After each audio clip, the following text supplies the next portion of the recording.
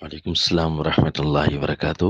تیجا، ساتہ اور 40واں، یہ لوگ اس نیت سے بھی کریں کہ میت کو ثواب مل جائے، تب بھی اس صورت میں قرآن پڑھنا گناہ ملے گا، کیونکہ میری نبی کی سنت یوں نہیں تھی صلی اللہ علیہ وسلم۔ دیکھیے، آپ نماز کے اندر رکوع میں جا کر سبحان ربی العظیم پڑھتے ہیں، تشہد میں بیٹھتے ہیں تو آپ اتحیات پڑھتے ہیں، اس جگہ بھی آپ قرآن کی تلاوت شروع کر دیں، بھئی قرآن اچھی چیز نہیں ہے کیا؟ ثواب نہیں ملے گا کیا؟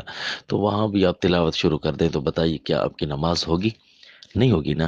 تشہد کے اندر قرآن پڑھنے سے تشہد نہ پڑھے قرآن شروع کر دیں تو آپ کی نماز نہیں ہوگی، حالانکہ قرآن پڑھنے سے نماز نہیں ہو رہی۔ تو یاد رکھیے، قرآن پڑھنا نہ پڑھنے کا تعلق نہیں، اصل تعلق ہے سنت نبی سے۔ تو جو نیکی میرے صحابہ نے کی ہے تو وہی کرنی ہے، جس نیکی کا درس صحابہ نے نبی نے دیا ہے تو وہی کرنا ہے۔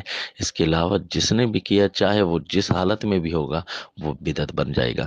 تیجا، ساتہ، 40واں اگر اصالہ ثواب کے لیے کرتے ہیں تو مقرر نہ کریں نا، تو اصالہ ثواب کے لیے ساری زندگی پڑی ہوئی ہے، کافی ہے، تو لہذا مقرر ایام میں کرنا یہ باقاعدہ طور پر بدعت ہے۔ والسلام۔